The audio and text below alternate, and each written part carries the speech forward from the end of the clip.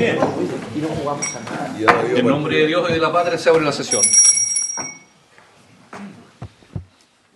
Señor secretario. Señor presidente, señores parlamentarios, la sesión del día de hoy está convocada para continuar con el análisis de las diferencias surgidas con ocasión de la tramitación del proyecto de ley iniciado en moción de los honorables senadores señores Araya, Espina, Arboe y Larraín, que sustituía el decreto de ley número 321 de 1925 que establece la libertad condicional para los penados. Hago presente a sus señorías que ustedes tienen a su disposición un texto comparado que contiene las disposiciones legales vigentes, el texto aprobado en primer trámite constitucional por el Senado y las modificaciones introducidas por la Cámara de Diputados que fueron rechazadas en tercer trámite constitucional por esta corporación. Asimismo, se ha dejado a su disposición una minuta en que se hace una síntesis de los principales temas tratados en este proyecto de ley, en los términos en que fue aprobado por el Senado y también de las enmiendas aprobadas por la Cámara de Diputados. Igualmente, hemos dejado a su disposición un informe elaborado por la Biblioteca del Congreso Nacional de Chile, que recoge las normas internacionales aplicables al país, a nuestro país, sobre la libertad condicional. Eso en relación con los materiales que ustedes tienen a su disposición. Además, la Secretaría ha obtenido copia de 3 fallos de la segunda sala de la Corte Suprema recaídos en el otorgamiento del beneficio de la libertad condicional a algunos penados y se les va a hacer copia de los mismos para que ustedes los tengan a su disposición. Eso, señor presidente, puede informar la Secretaría. Muy bien, muchas gracias, señor secretario. Señor ministro, ¿podríamos pedirle a usted una opinión general respecto a la postura del Gobierno sobre el punto?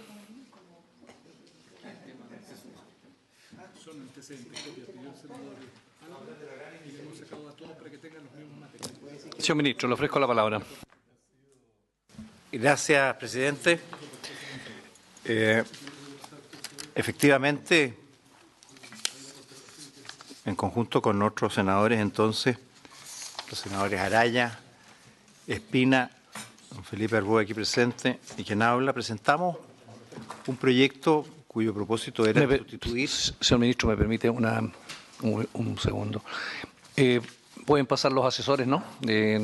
Sí, por favor. Que pasen en consecuencia los asesores. Muy bien, señor ministro. Señalaba, presidente, que en conjunto con otros senadores presentamos un proyecto de ley destinado a modificar, sustituir en realidad el decreto de ley 321 del 25 que establece la libertad condicional para los penados. Esta iniciativa surgió a raíz de la inquietud que se advirtió por la aplicación de las primeras medidas que tomaron las comisiones que fueron creadas para el otorgamiento de la libertad condicional y buscaron tratar de poner un cierto orden, una mayor exigencia, de manera de poder asegurar el debido cumplimiento de los objetivos que se tienen para otorgar ese beneficio. Y desde luego, en su contenido, su proyecto era recoger los avances de la criminología de ese minuto, materializando el principio de progresividad de la pena y por lo tanto otorgando los beneficios en la medida que se vayan cumpliendo las penas y mayores espacios de libertad a aquellas personas privadas de libertad que han mostrado progreso en su proceso de reinserción social. Se define la libertad condicional del proyecto como un beneficio, es decir, no un derecho exigible, sino un beneficio que se puede otorgar cumpliendo las determinaciones o exigencias que establezca la ley, y se establecían nuevos requisitos incorporando al tiempo mínimo y a la conducta intachable fundamentalmente otros 2 elementos. El estar haciendo uso de algún permiso de salida, el hacer uso de un permiso de salida es un beneficio que ya refleja precisamente el avance en el proceso de reinserción que tiene esa persona, y contar con un informe favorable de reinserción social elaborado por un equipo profesional idóneo. Se señalaba cómo debería operar la Comisión de Libertad Condicional. Una de las inquietudes que tuvimos a la vista fue la forma como se otorgaron las primeras libertades condicionales por este nuevo sistema que reemplazó a un sistema que antes estaba fundado más bien en el ámbito administrativo, eran los seremis que tenían esta facultad, los seremis de justicia, y por eso se pensó la necesidad de definir que las resoluciones de estas comisiones fueran resoluciones fundadas, de manera que se tuvieran a la vista los antecedentes y la justificación por la cual se daban estas libertades condicionales. Y después se planteaban una serie de reglas respecto de cómo operaba según precisamente los tipos de delitos. Esta norma fue luego llevada a la Cámara de Diputados, que le introdujo modificaciones, yo diría, mantuvo en lo sustantivo el texto con modificaciones menores o no tan trascendentales, salvo dos disposiciones que se agregaban respecto, una, a que los condenados por delitos de homicidio, homicidio calificado, violación, secuestro, sustracción de menores, detención ilegal, tormentos o rigor innecesario y asociación ilícita, no se les podrá conceder el beneficio de la libertad condicional si concurren las siguientes circunstancias. Si tales hechos punibles habían sido cometidos entre el 11 de septiembre de 1973 y el 11 de marzo del 90, y que los condenados hubiesen actuado en calidad de agentes de Estado, funcionarios públicos, básicamente. Y adicionalmente se agrega un nuevo inciso que dice: tampoco se les podrá conceder el beneficio de la libertad condicional a los delitos comprendidos en la ley 20.357, que fue la ley que tipificó en Chile los delitos de lesa humanidad, genocidio y crímenes y delitos de guerra. Adicionalmente se agregó también un proceso de reclamación al respecto. En consecuencia, la discusión hay que situarla en los temas donde se ha producido la diferencia, y respecto de eso tratar de ver qué es lo que establece en esta materia el derecho internacional, cuál ha sido la jurisprudencia que se ha tenido a la vista y cómo podemos enfrentar este tema, que se ve en cierto sentido contaminado por hechos y circunstancias concretas que están ocurriendo en el día de hoy. Pero tratando de ser lo más objetivos posible, queremos preguntarnos cuál es la situación de este tema en el ámbito del derecho internacional, para ver si acaso nuestro país está obligado a incorporar disposiciones como las que se han sugerido, o si es una decisión de política interna del Estado hacerlo. La decisión es importante para la consideración que nosotros debemos adoptar, porque ciertamente si la conclusión fuera de que estamos obligados ante el derecho internacional de los derechos humanos, no tendríamos más que aplicar la norma. Si acaso es una decisión de política nacional, entonces debemos tomar una decisión de acuerdo a lo que los criterios del Poder Legislativo estime adecuado.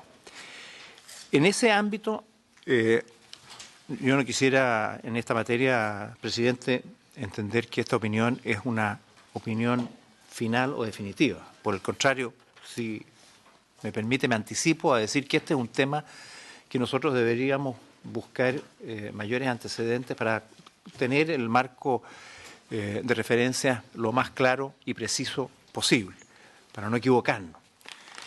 Sin perjuicio de eso, anticipo que los antecedentes que hemos podido investigar y estudiar, pareciera que en el ámbito del derecho internacional de los derechos humanos no existe una disposición que en forma expresa y categórica prohíba, en términos específicos, la entrega de beneficios carcelarios a personas condenadas por delitos de lesa humanidad. Quizás la norma que más claramente lo estatuya es el Estatuto de Roma, el Estatuto de la Corte Penal Internacional, que establece en el artículo 110 la posibilidad de que el condenado pueda solicitar la reducción de la pena, ¿no?, tras cumplir 2/3 partes de la pena, o bien 25 años en el caso de haber sido condenado a cadena perpetua.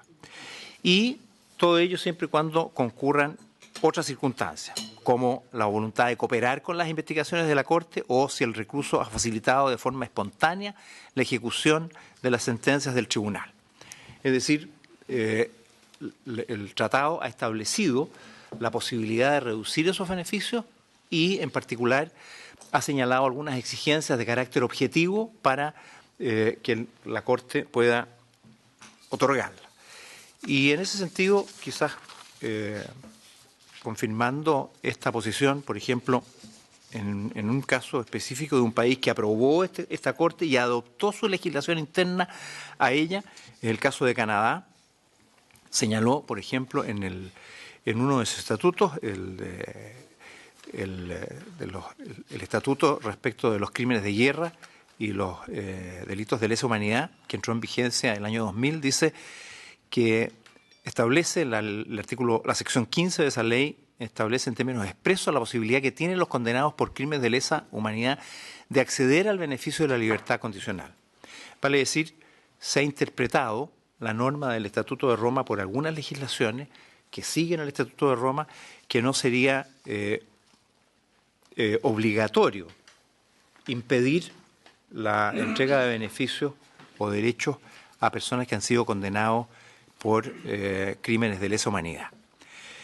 ¿Qué es lo que significa en consecuencia, si esta conclusión es correcta? Es que esta es una decisión que adopta cada Estado de acuerdo a sus propias políticas internas. En el ámbito regional, podríamos también decir que la Corte Interamericana de Derechos Humanos se ha pronunciado en un sentido similar. Y se desprende de ello en el caso recientemente resuelto que refiere al indulto otorgado por el Ejecutivo peruano al expresidente Alberto Fujimori, que no negó en principio la posibilidad de que esos beneficios pudieran ser otorgados a personas condenadas por delitos de lesa humanidad. Sí, la Corte ha establecido requisitos o condiciones para que los Estados ejerzan esa atribución, que sean susceptibles de revisión judicial, que la decisión en torno al beneficio pondere adecuadamente factores como la salud del condenado, que se haya cumplido una parte considerable de la pena privativa de libertad, se haya pagado la reparación civil impuesta en la condena, la conducta del condenado respecto al esclarecimiento de la verdad, el reconocimiento de la gravedad de los delitos perpetrados y su rehabilitación, y los efectos que su liberación anticipada tendría a nivel social y sobre las víctimas y sus familiares. Es decir, ha establecido, lo permite, pero lo regla, lo condiciona.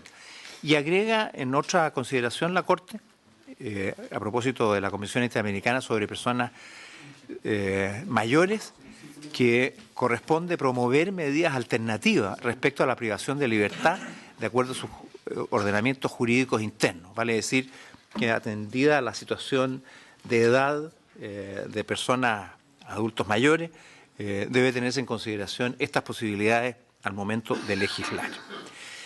Respecto de esta situación, quizás sea útil traer a colación el proyecto de ley que presentó el gobierno recién pasado, que presentó en enero de este año, relativo al cumplimiento de penas y medidas de seguridad, que en su mensaje, entonces presidenta Bachelet señala lo siguiente: en cuanto a si es posible o no que los condenados por crímenes y delitos de lesa humanidad, genocidio y guerra accedan a estas medidas, se debe considerar que desde la perspectiva del derecho internacional, si bien se exige el cumplimiento de requisitos especiales, de todas formas no existe una prohibición sobre el particular, como se ocurre para los eximentes de responsabilidad penal, como lo son la prescripción o la amnistía.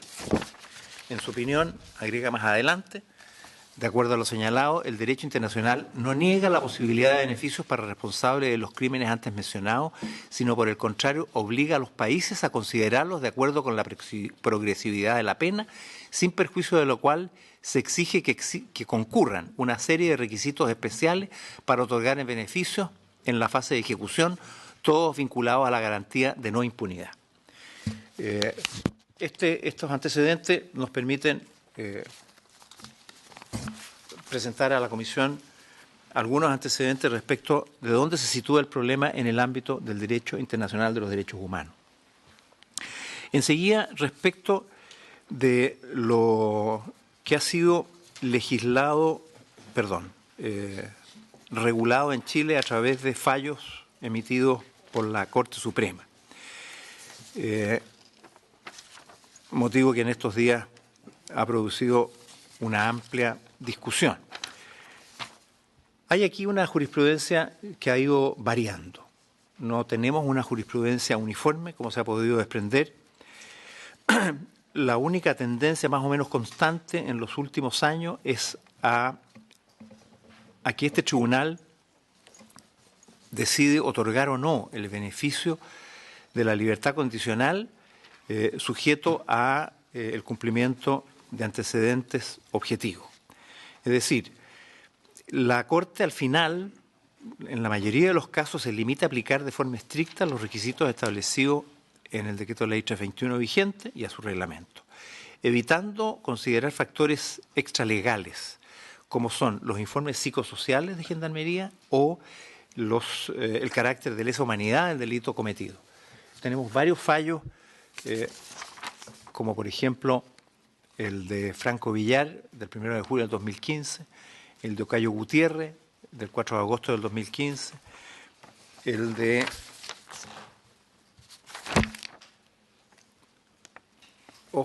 Baeza Hunda, de agosto del 2016, el de Torres Ramos, de agosto del 2017, y de Cabrera Aguilar, de julio del 2017.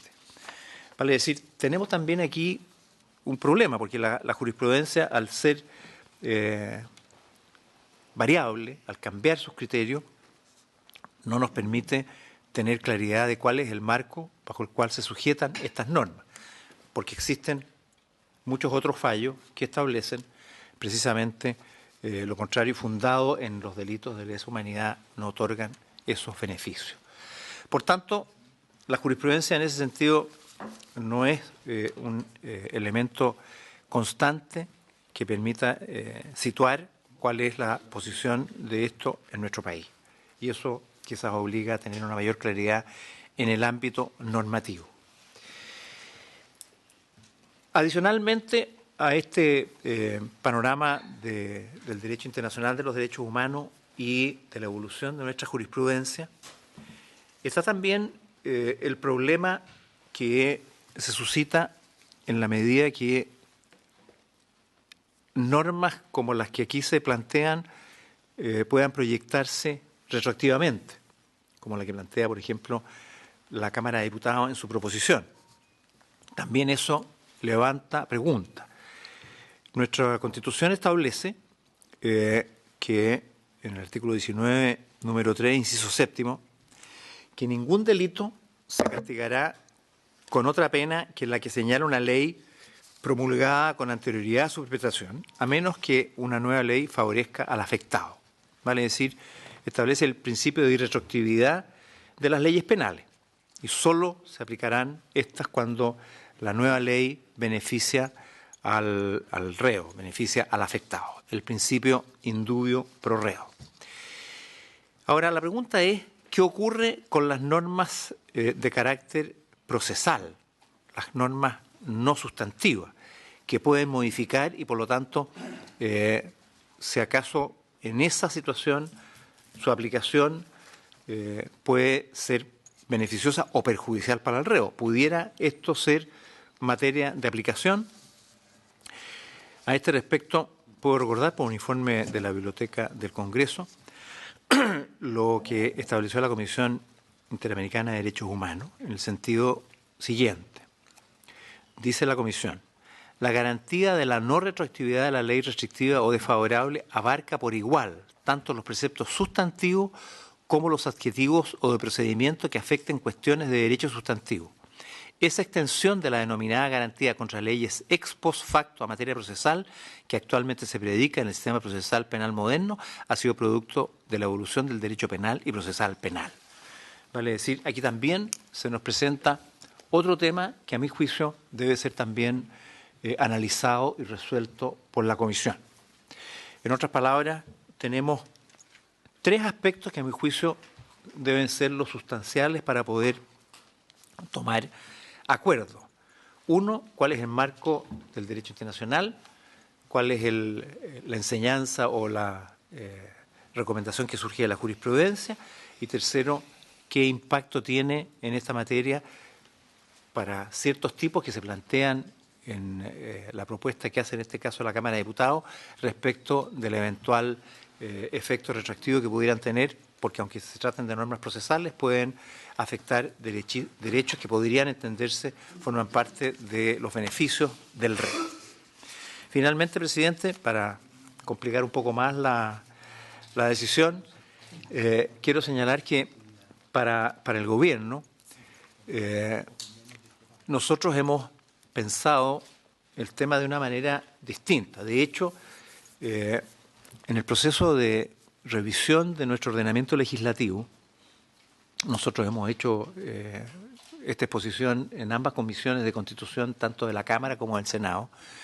Hemos contado la voluntad del Ejecutivo, entre otras materias, me voy a circunscribir aquello que dice en relación con este tema, a la necesidad de aprobar un nuevo Código Penal.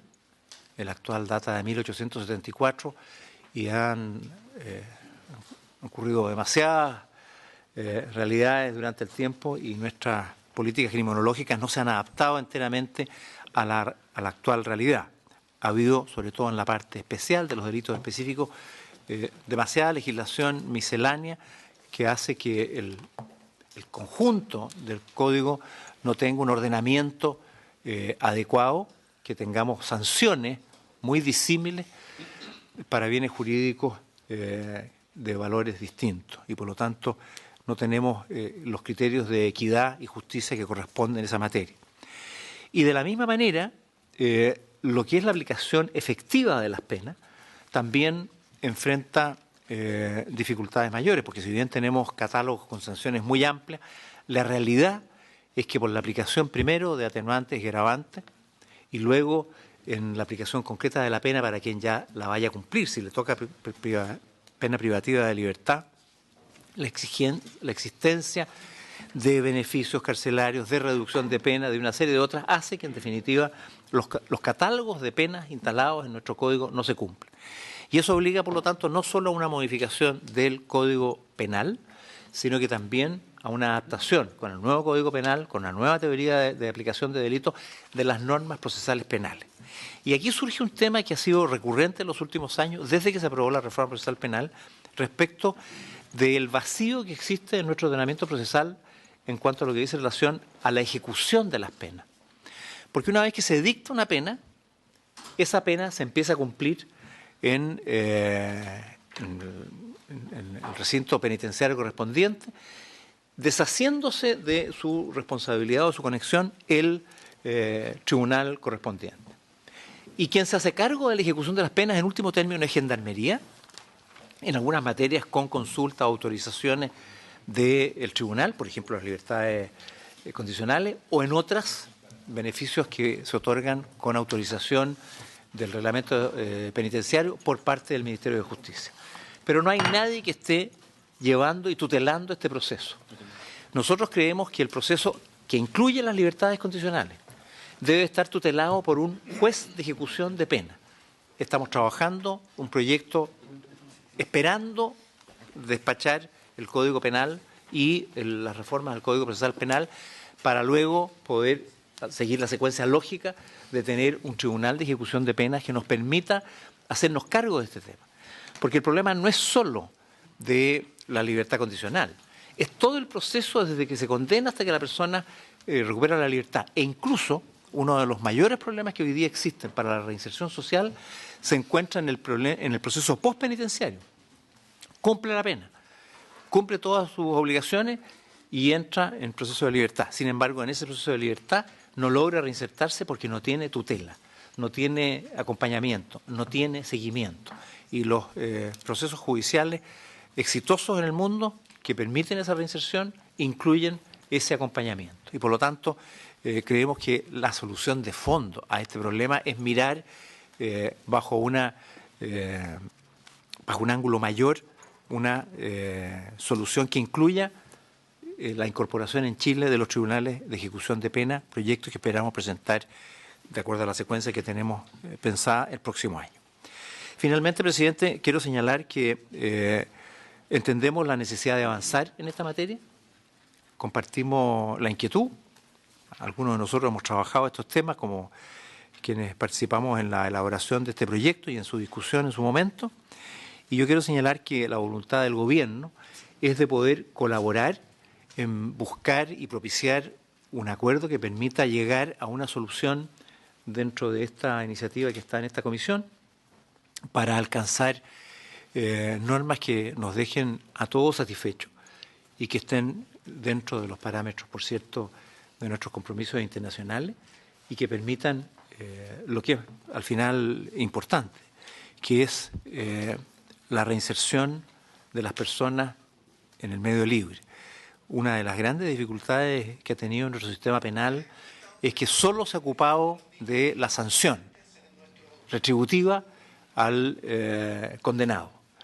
Y por lo tanto las instituciones, así Gendarmería, solamente se enfoca a la custodia de las personas. No estamos preocupados de su reinserción. Y esto se hace por medidas graduales, con participación de la familia, con muchos mecanismos.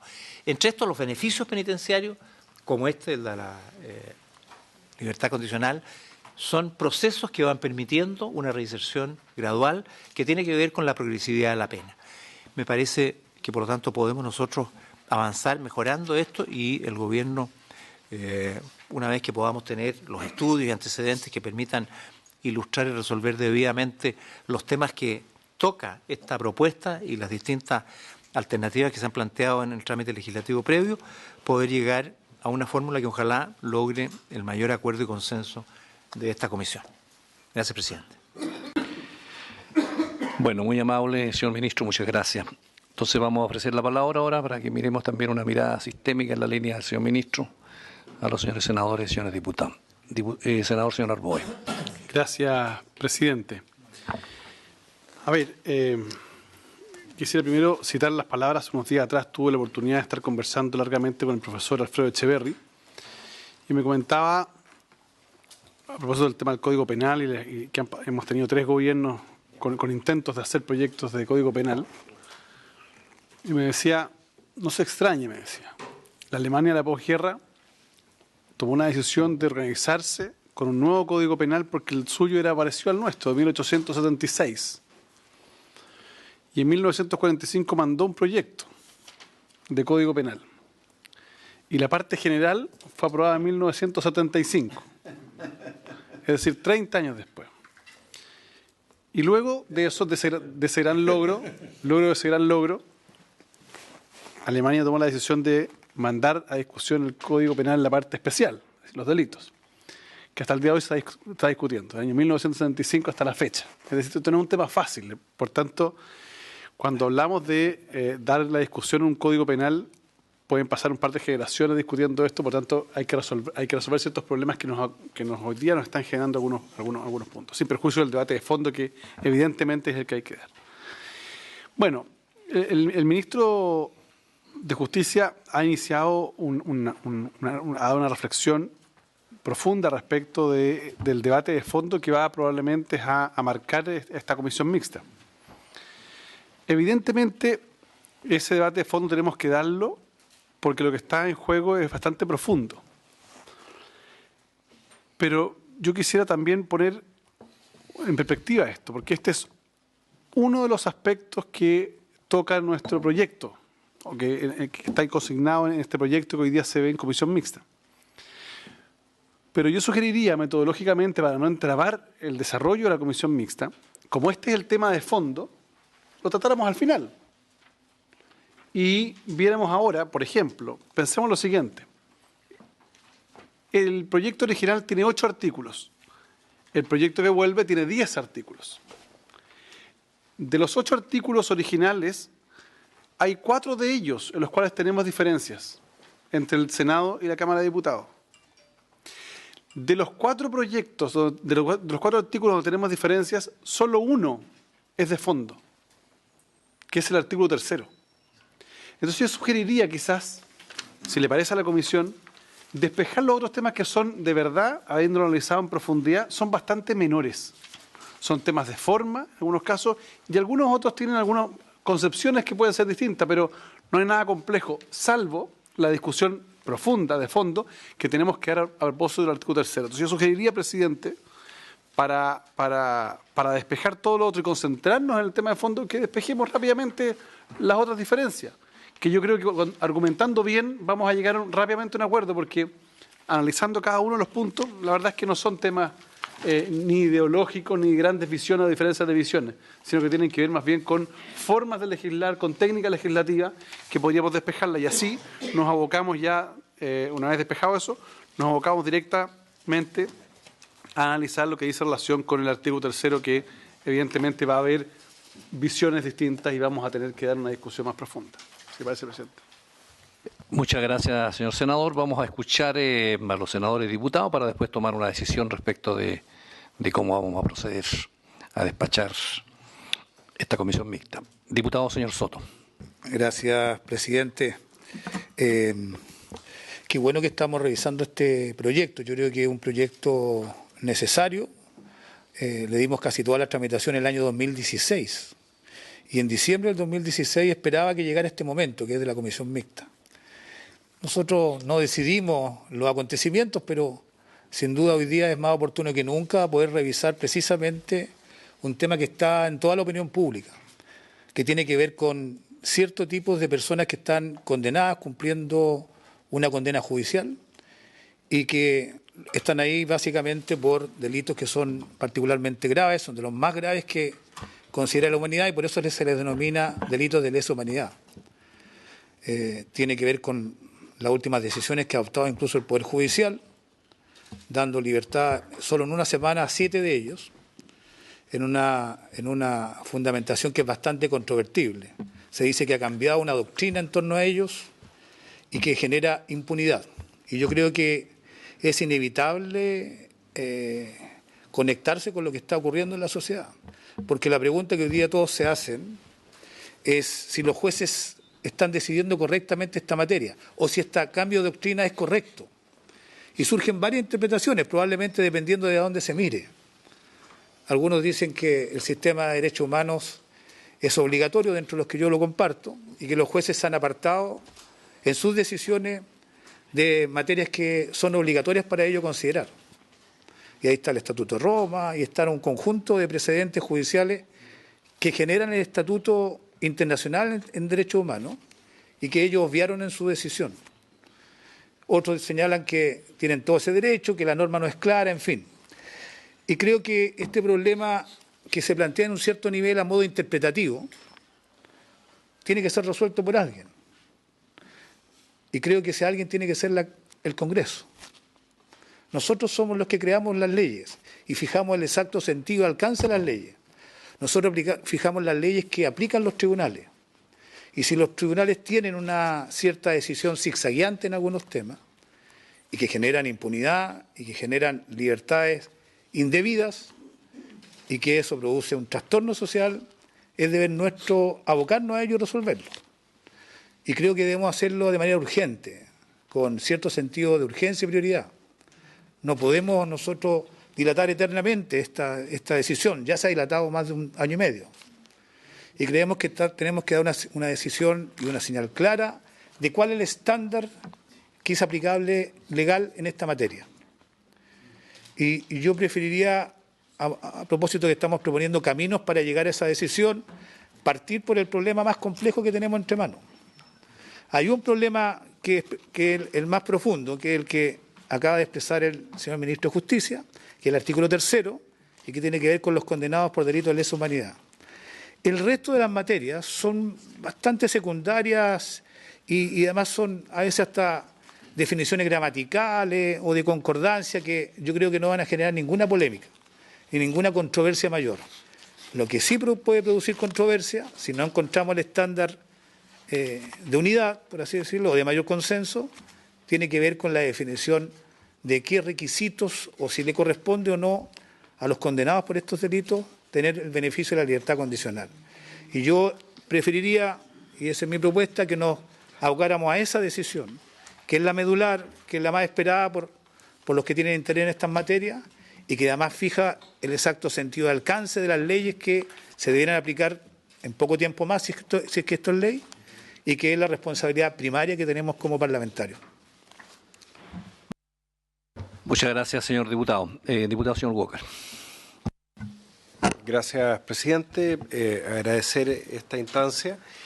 El Congreso Nacional tiende a legislar reaccionando frente a hechos que conmueven a la opinión pública.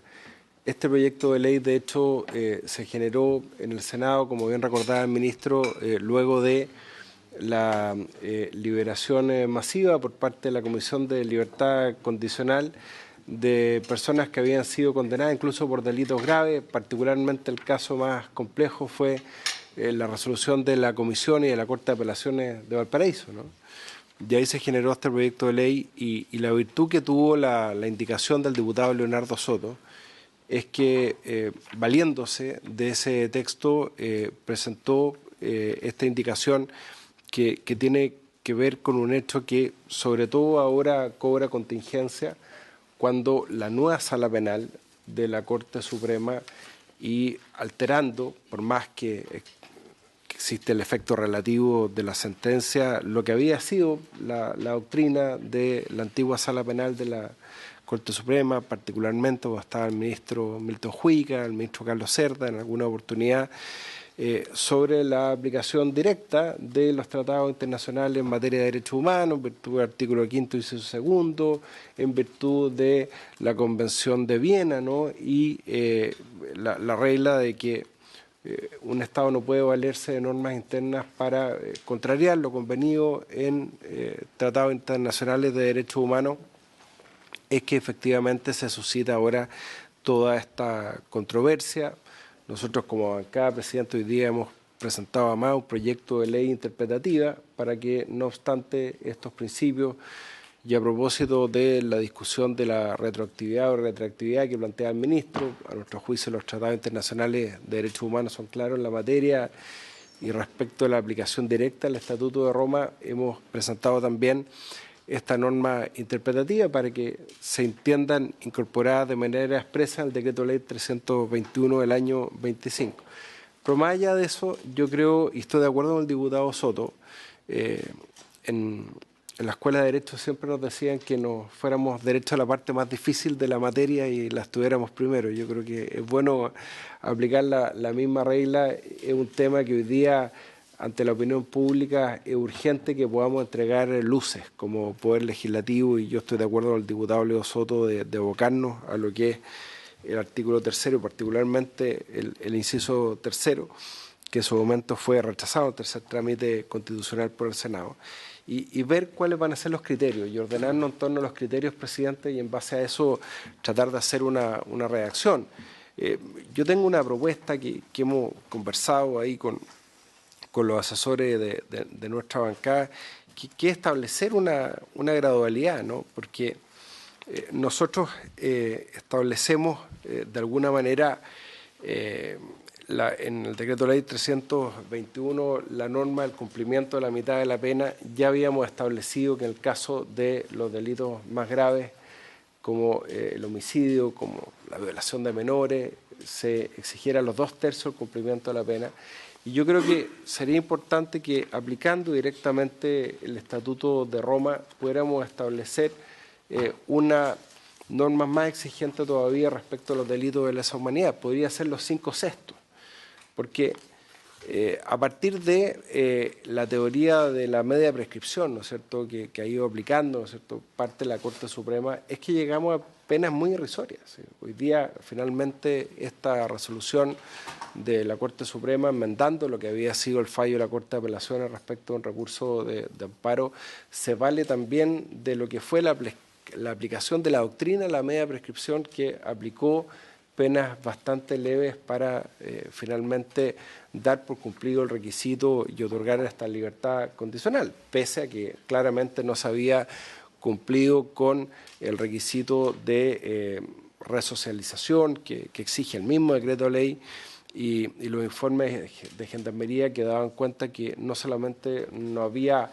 resocialización, sino que ni siquiera había conciencia por parte de estas personas de la comisión de un hecho constitutivo de delito.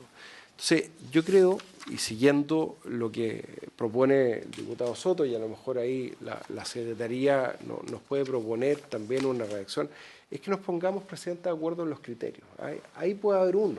Nosotros ponemos uno encima de la mesa. 5/6 del cumplimiento de la pena para los delitos de lesa humanidad, para que exista un agravamiento, ¿no es cierto?, de las condiciones más allá de los 2/3 que nosotros exigimos para una categoría de delito y de la mitad de la pena que se exige para el cumplimiento de la pena, para el otorgamiento de la libertad condicional respecto a los restos de los delitos comunes.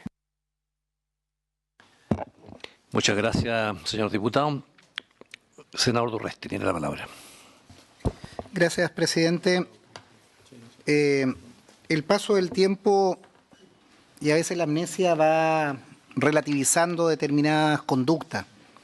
Y a mí me sorprende que aquí haya planteamientos en definitiva, de medir en si son 5/6 o medio tiempo o tantos años respecto de criminales de esta naturaleza. Yo creo que aquí tienen que haber principios y aquí tienen que haber una doctrina. Mi planteamiento es que al menos los criminales de lesa humanidad tienen que cumplir íntegramente las penas en la cárcel. Si uno estudia, y ya que estamos citando normas internacionales, revisando la legislación, no sé si en Alemania los nazis, los autores del Holocausto, estén solicitando estos beneficios. O se está hablando de la media prescripción. Han ingresado a altas edades y han muerto en la cárcel. Hay razones humanitarias que uno puede entender, en eso uno lo puede comprender. Pero cuando uno comienza a relativizar las situaciones, si son 5/6, ¿por qué no es la mitad? ¿Por qué no son menos? Y yo creo que acá, en nuestro país, éticamente tenemos que establecer un consenso. Uno revisa la sentencia de los condenados, de quienes son solicitantes de estos beneficios, y aquí no estamos juzgando o hablando de personas que cometieron excesos, que cometieron delitos, violaciones de presas, arrojar cadáveres amarrados a un riel en alta mar, torturas. Esos son los delitos que estamos analizando. El piloto del helicóptero del cual se arrojaban en los vuelos de la muerte a los prisioneros en el mar de Chile. Esos son los personajes, esos son los delincuentes, esos son los asesinos. Nosotros hace poco analizábamos acá, y me parece muy bien, la imprescriptibilidad de los delitos contra menores, me parece importante. Discutíamos desde el punto de vista con los constitucionalistas, con penalistas, lo que esto va a provocar en nuestro país. Y muchos formados hace ya varios años en la universidad te cambian las estructuras entendiendo el tipo de delito, y me parece bien. Yo creo que uno se allana y votamos unánimemente para entender que ese tipo de delitos son imprescriptibles. Y analizábamos también, precisamente, y hay una discusión, y se lo voy a pedir a la Secretaría, en relación a la retroactividad, no de el delito, sino desde la persecución de los mismos. Y al menos estaba dividida la doctrina o quienes nos acompañaban para decir que efectivamente se puede establecer la persecución, normas procesales, no sustantivas. Entonces, yo creo que el primer debate, independiente si es el artículo 3, donde tenemos el inconveniente, que lo podemos acotar, es un tema de principio. Nosotros estamos dispuestos en este país que los violadores de derechos humanos, quienes han tenido todas las garantías del debido proceso, todas, que hoy día están acogidos a la media prescripción. Aquí tenemos autores de estos tamaños, tipos de delitos, que están cumpliendo 5 y 1 o 10. Puedan salir en libertad. El país, la sociedad chilena, va a aceptar que Miguel Krasnov, asesino confeso, autor del sadismo más salvaje que pueda ocurrir, camine por las calles, sí o no. Yo, al menos como senador del Partido Socialista, no voy a estar disponible a ningún beneficio a este tipo de asesinos. Ninguno. Por un tema ético. Por un tema de los más de 800 militantes de mi partido que fueron asesinados, hechos desaparecer. Eso es una convicción política, perdónenme la vehemencia de mi planteamiento, no jurídica, política. No podemos relativizar este tipo de situaciones, no podemos permitir que producto de la conformación de una sala favorable, de una supuesta modificación de la jurisprudencia de tal o cual conformación de esa sala, además una situación bastante insólita con abogados integrantes que entran y salen, se le otorgue la libertad condicional y que ese asesino, ese violador, ese torturador vuelva a transitar por las calles habiendo cumplido, ¿cuánto? 2 años y medio, 3 años y medio, o los quintos sextos de que planteaba el senador, el diputado que me antecedió. Yo en eso no estoy disponible y creo que es un principio ético de este país. Estamos dispuestos a que eso ocurra sí o no. Yo no lo estoy. Yo no me permitiría como ciudadano de este país, como senador, que el señor Miguel Krasnov, producto de estos juegos de beneficios, de porcentaje, camine por las calles. Yo creo que su sentencia es cumplir dentro del recinto. A mayor abundamiento, y termino con esto, presidente, tenemos media prescripción, tenemos la dilación enorme de la persecución. Por eso gran cantidad de los condenados son de prolongada edad, se han rehuido la justicia durante años de años, con todo tipo de subterfugios, con todo tipo también de omisiones por parte de los persecutores.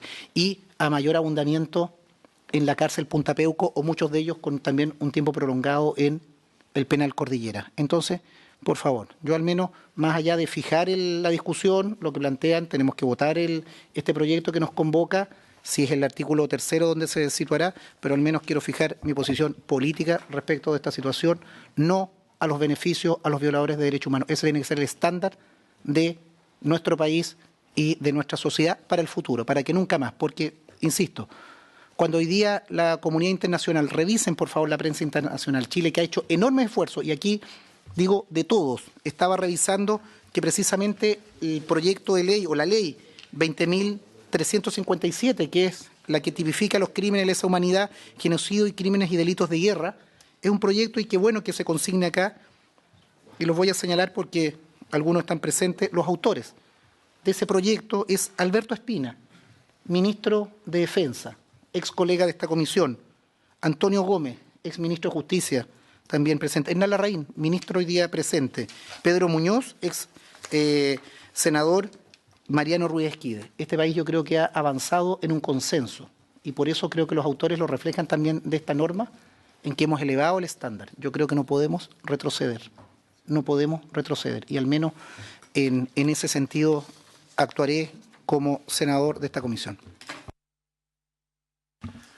Muchas gracias, señor senador.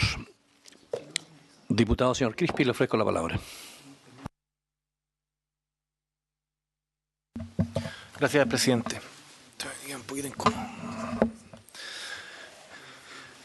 Creo que la oportunidad que tenemos en esta comisión es de tremenda importancia, lo decía antes el diputado Soto, porque básicamente lo que se pone hoy día nuevamente en la opinión pública y que es lo que se arrastra desde los 90 en adelante, y que a pesar de todos los esfuerzos, es la impunidad. Porque la impunidad no es solamente establecer una pena y un castigo, lo que en nuestro país son tremendamente bajas para el caso de violadores a los derechos humanos, sino que también es que esa pena se cumpla efectivamente. Y en este caso lo que hemos visto es que eso no se está cumpliendo. Y uno puede apuntar con el dedo a otras instituciones y decirle, bueno, no compartimos lo que están haciendo. Sin embargo, nosotros tenemos aquí una responsabilidad que es establecer el mecanismo, el estándar, para que quienes están cumpliendo penas por crímenes de lesa humanidad no puedan salir libres. Creo que lo que señala el senador Durresti nos provoca a todos, a mí me provoca en particular. Antes de entrar a la comisión hablé con Javiera Parada, que es compañera de nuestro partido. Y le pregunté a Javiera, ¿cuál es tu opinión? Y Javiera me dijo, los crímenes, los asesinos de mi padre tienen derechos humanos y tienen derecho a solicitar permisos para salir para obtener la libertad. Sin embargo, tenemos que elevar los estándares para que no ocurra. Creo que habla de un estándar ético enorme, habiendo tenido esa experiencia de vida, decir, estas personas sí tienen derecho a solicitar un permiso. Lo hablé también con Carmen Hertz, que sería también interesante que nos pudiera acompañar como, no con voto, pero que participara también de esta comisión en posteriores sesiones, que tiene la misma opinión, de que estas personas, a pesar de todo, tienen ciertos derechos.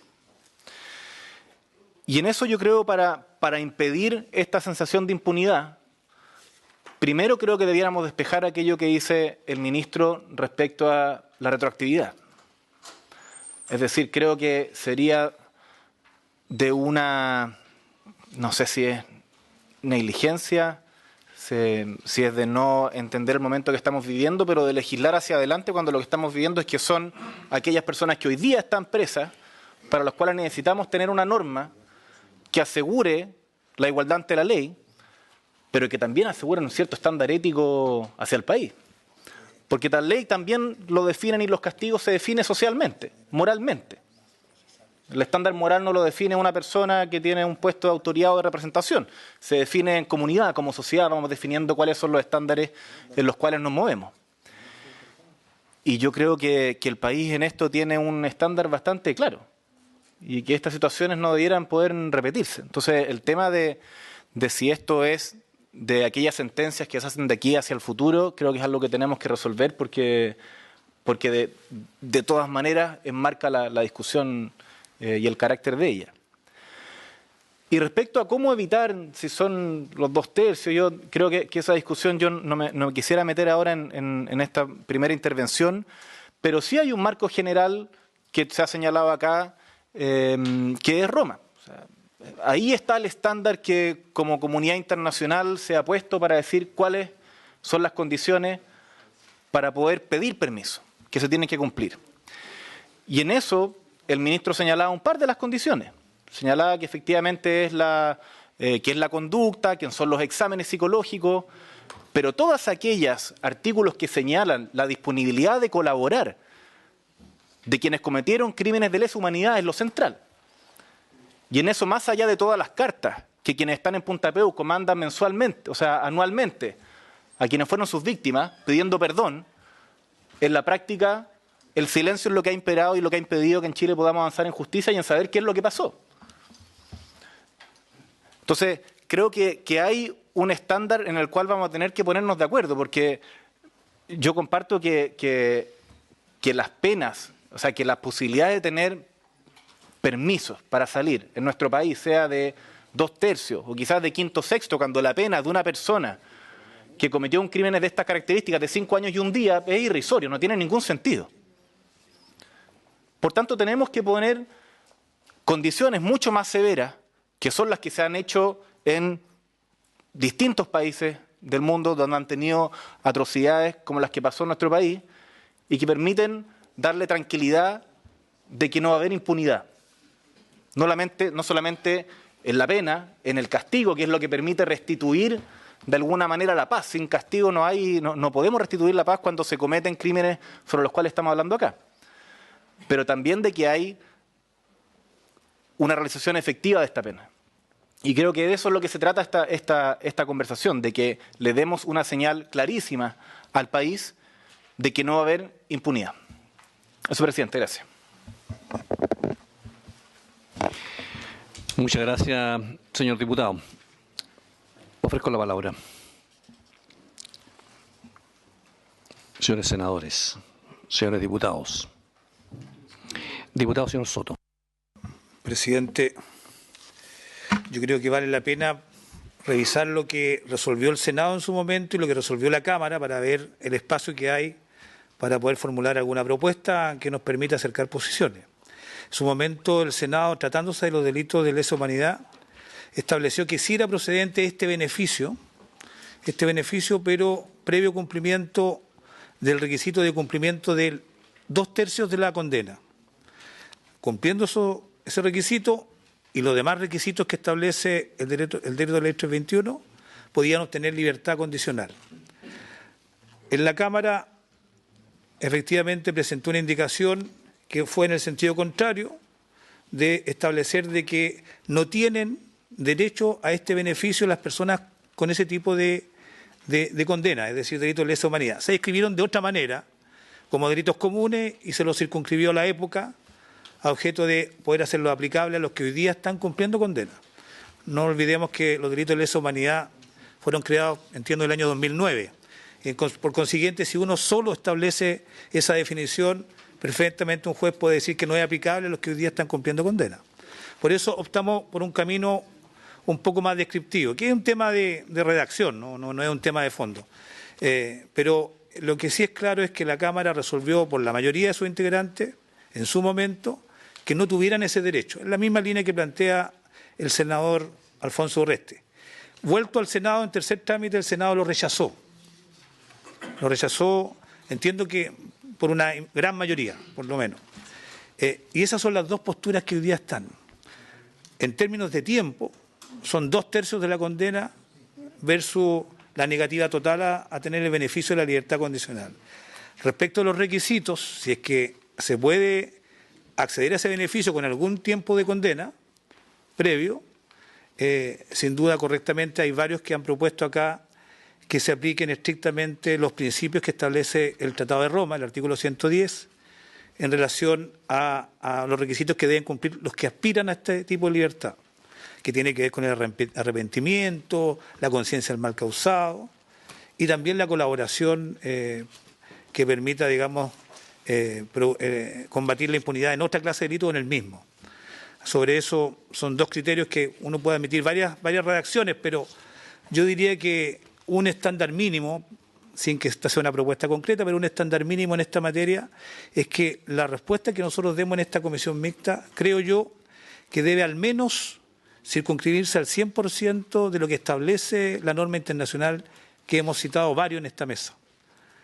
El ministro, el senador, el diputado Crispi.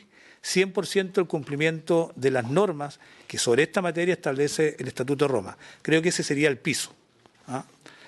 A modo de propuesta y de ir abriendo las posturas de todos los demás.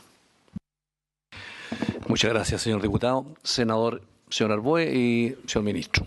Gracias, presidente. Dos cosas. Uno, insistir en la metodología para que vayamos artículo por artículo despachando, y creo que va a ser bastante rápido, salvo el artículo 3. Y respecto al artículo 3, el diputado señor Soto plantea una diferencia, comillas, de redacción entre lo que ha dicho el Senado y lo que ha dicho la Cámara de Diputados. Y la verdad es que no es solo redacción. Hay que tener cuidado con eso, porque en el proyecto original se consideró justamente a las personas condenadas por los delitos contemplados en la Ley 20.357. Y la Cámara de Diputados presentó una indicación en el mismo sentido. La diferencia es que uno decía 2/3 y otro dice sin derecho a beneficio. Lamentablemente, en ambos casos, al citar la Ley 20.357, que es del año 2009, ojo, se dejan fuera las personas condenadas con anterioridad. Es decir, todas las personas que hoy día están, o gran parte de las personas que hoy día están condenadas en Punta Peuco, no están consideradas en esa ley. Eso es un punto muy relevante. Por eso es que en vez de una redacción como la que está ahí, yo estoy disponible para buscar una solución. Insisto, la Cámara de Diputados cometió el mismo error probablemente que en el Senado. Al circunscribirse a esa ley, se deja fuera a las personas que eventualmente, aquí como se ha planteado, se quiere limitar o en un caso o en otros impedir los beneficios. Y por lo tanto habría que hacer una referencia más bien en la lógica de los tratados internacionales. Hay una propuesta dando vuelta, digamos, pero creo que es importante precisarlo porque aun cuando aprobáramos lo que dice la Cámara de Diputados, no le sería aplicable a las personas que hoy día están condenadas por crímenes de lesa humanidad por cuanto esa ley es posterior a su condena. Entonces, por eso que es importante aclararlo para efectos de corregirlo, si es que eso es lo que efectivamente queremos. E insistir en la propuesta, porque creo que el resto es de muy fácil despacho para que nos aboquemos a esta discusión de fondo que es la más importante de todas. Señor ministro, y después el diputado señor Soto. Señor diputado. De lo que sostiene el senador Arboe, porque si es tan simple la resolución de los aspectos que no son en el artículo 3, ¿por qué no le pedimos a la Secretaría que nos haga una propuesta de redacción que sea concordante en lo que hemos coincidido entre la Cámara y el Senado, que creo que es bastante fácil porque no han habido diferencias sustantivas, han sido diferencias más bien de concordancia, de redacción.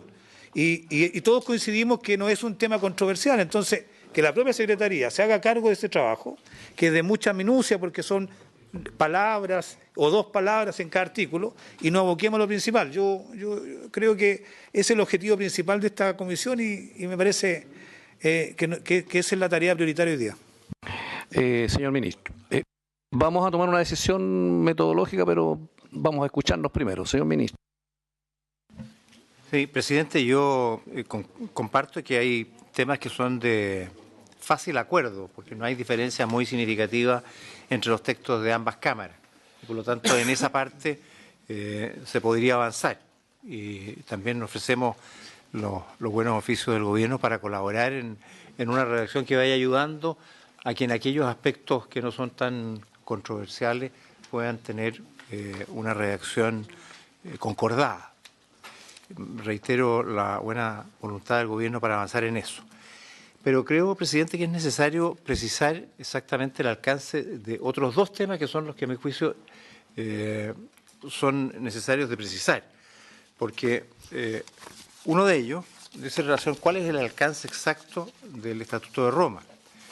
Y el Estatuto tiene una redacción bastante precisa. En el artículo 110 señala en su número 1 que el Estado de ejecución no pondrá en libertad al recluso antes de que haya cumplido la pena impuesta por la Corte. Agrega después, solo la Corte podrá decidir la reducción de la pena y se pronunciará al respecto después de escuchar al recluso. Tercero, cuando el recluso haya cumplido las 2/3 partes de la pena o 25 años de prisión en cadena perpetua, la Corte examinará la pena para determinar si ésta puede reducirse. El examen no se llevará a cabo antes de cumplir esos plazos. Y después el punto 4 agrega los requisitos. Pero los requisitos no son los que muchas veces se citan. Yo estoy leyendo el texto, dice son básicamente 3. La Corte podrá reducir la pena si considera que ocurren uno o más de los siguientes factores. Ni siquiera son copulativos. Si el recluso ha manifestado desde el principio de manera continua su voluntad de cooperar con la Corte en sus investigaciones y enjuiciamientos. 2. Si el recluso ha facilitado de manera espontánea la ejecución de las decisiones y órdenes de la Corte en otros casos, en particular ayudando a esta en la localización de los bienes sobre los que recaigan las multas, las órdenes de decomiso o de reparación que puedan usarse en beneficio de las víctimas. O C. Otros factores indicados en las reglas de procedimiento y prueba que permitan determinar un cambio en las circunstancias suficientemente claro e importante como para justificar la reducción de la pena. Esto es básicamente lo que plantea el Estatuto de Roma. Y a mí me parece que es importante delimitarlo porque a esto sí estamos obligados. Nosotros suscribimos este tratado. Aprobamos la ley. Usted lo firmó. Ve, con mucho honor, ¿no? En el 25 aniversario del golpe de Estado. Bueno, esa adhesión al tratado nos precisa el ámbito. Y a mí me parece que es importante que lo delimitemos para ver qué es lo que a quién nos obliga este derecho internacional a través de un tratado. Porque después de los tratados vienen distintos tipos de instancias jurisdiccionales. Las Naciones Unidas está llena de comisiones que hacen distintos tipos de recomendaciones, pero ninguna de ellas tiene el carácter imperativo que tiene un tratado y este. Entonces, yo creo que es importante, presidente, para ayudar a dilucidar la diferencia que hay entre ambas cartas, aquí, entre ambas cámaras, aquí estamos obligados. Eso es lo primero. Y lo segundo, en relación también a lo que decía el diputado Crispi, hasta dónde llega precisamente la posibilidad de referirnos a situaciones concretas, porque la indicación que aprobó la Cámara, modificando el texto original del Senado, se refiere a un tipo de delitos en un periodo determinado. Si la pregunta es si es posible dentro de nuestro ordenamiento constitucional aplicarle reglas distintas de carácter procesal que puedan tener efecto en el principio de irretroactividad de la ley penal a estas personas afectadas. Me parece que es necesario dilucidar eso, ¿no? Para tener claridad respecto de lo que podemos hacer, porque no tiene ningún impacto aprobar una norma que finalmente no pueda tener viabilidad constitucional, a sabiendas. Para eso yo creo que también necesitamos tener el marco de referencia. O sea, yo creo, resumiendo, presidente, aquí hay, creo yo, 2 caminos a seguir. Uno, el poder ir despejando, como lo ha señalado el senador Arboe y otros integrantes de esta comisión, qué es aquello que es fácilmente subsanable o concordable, porque creo que lo es en parte sustantiva. Quizás no de los temas más complejos. Pero respecto de eso, yo creo que es importante tener estos dos antecedentes a la vista, de manera que la comisión pueda resolver con propiedad cuál es la mejor solución, que por cierto va a reflejar una voluntad política, ¿no?, de sus integrantes, de hasta dónde queremos llegar, pero creo que es importante tener previamente el rayado a cancha. Gracias, presidente. Bien, señores senadores y diputados, estamos terminando la sesión. Creo que en materia de procedimiento, señor senador,